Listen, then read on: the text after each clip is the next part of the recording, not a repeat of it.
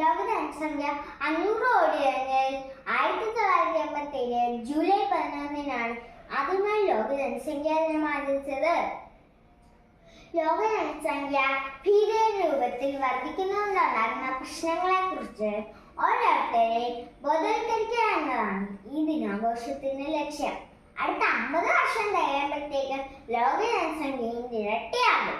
ദാരിദ്ര്യം, പട്ടിണി, തൊഴിലില്ലായ്മ, മലിനീകരണം എന്നിങ്ങനെയുള്ള പ്രശ്നങ്ങളൊക്കെ ഈ ലോകം നേരിടേണ്ടി വരും. അതില്ലാതാക്കാൻ ജനസംഖ്യ കുറഞ്ഞേ മതിയാകും.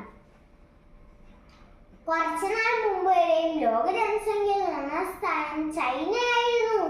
എന്നാൽ ഇപ്പോഴോ ലോക ജനസംഖ്യയിൽ 1-ാം സ്ഥാനം നമ്മുടെ ഇന്ത്യക്കാണ്.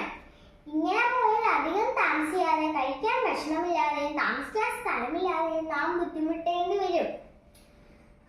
ഭൂമിക്കടിയിലും ചന്ദ്രനിലും മറ്റ് അന്യഗ്രഹങ്ങളിലും പോയി താമസിക്കേണ്ട അവസ്ഥ വിദൂരമല്ലെന്നാണ് ഈ ദിനാഘോഷം നമ്മെ ഓർമ്മപ്പെടുത്തുന്നത്. ചെറിയ കുടുംബം സന്തുഷ്ട കുടുംബം എന്ന ആശയം പ്രചരിപ്പിച്ചുകൊണ്ട് ജനസംഖ്യാ വിദ്യാഭ്യാസം ശരിയായ രീതിയിൽ നടപ്പിലാക്കാനും നാം ശ്രദ്ധിക്കേണ്ടി വരും. ഇത്രയും പറഞ്ഞുകൊണ്ട് ഞാൻ നിർത്തുന്നു. നന്ദി, നമസ്കാരം.